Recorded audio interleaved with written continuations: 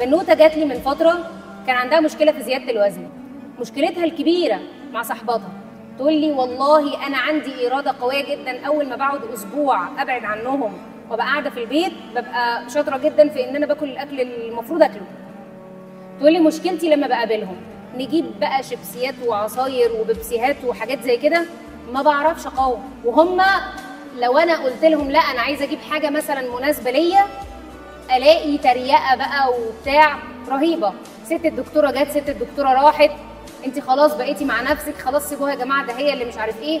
بدات بتقول لي انا مشكلتي الكبيره الناس اللي حواليا. غيري البيئه اللي حواليكي، غيري البيئه اللي بتساعدك على الفعل الغلط. طول الوقت انت هتواجهي الانتقادات دي من الناس اللي حواليكي. ما شاء الله ست الدكتوره اللي رايحه تاخد في كورسات وتطور لي في نفسها. يا ستي هو انت البنات ليهم ايه اصلا؟ ده انت اخرك المطبخ، ده انت اخرك هتتجوزي وتقعدي في البيت، انت اخرك كورسات ايه ودورات ايه وبتاع، خلصي دراستك واقعدي واسكتي. قد افلح من زكاها. انا اصلا بزكي نفسي لا عشان زوج ولا عشان شغل ولا عشان اي حاجه، انا بزكي نفسي. في الاول قلنا ان هي ايه؟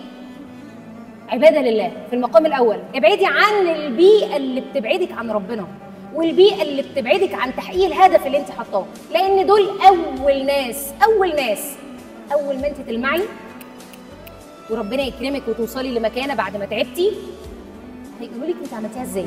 في الاول هيقعدوا يقطموكي ويلوموكي ويحبطوكي عشان تبقي زيهم، لان هم مش عارفين يعملوا كده.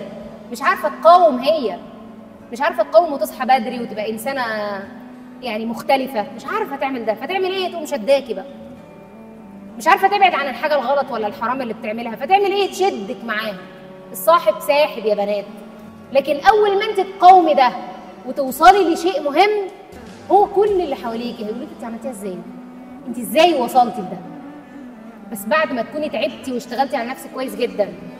وده هياخد منك طبعا وقت ومجهود، وربنا يحفظكم يا رب، اللهم امين.